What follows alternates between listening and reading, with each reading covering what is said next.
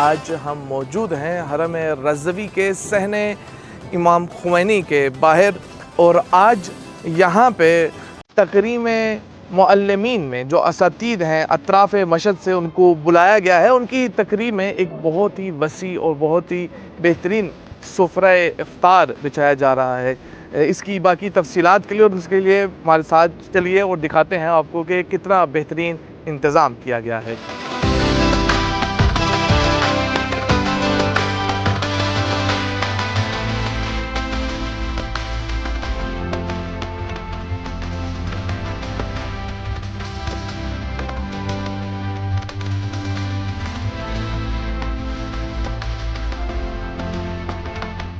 इस सुफ़े की जो वुसअत है उससे आपको अंदाज़ा हो रहा होगा। जो हमने पूछा तकरीबन सुबह 6 बजे से इन लोगों ने काम स्टार्ट किया, ग़ज़ा बनाना शुरू की और जो अफ्तार का सामान है उसकी आमादगी के लिए, और तकरीबन सुबह से लेकर अभी तक तकरीबन 300 खादिमीन हरम इमाम रज़ा अलैहिस्सलातु वस्सलाम इस काम में मशगूल हैं और ये तैयारी कर रहे हैं कि मुअल्लिमीन की तकरीम और ताज़ीम कर सकें।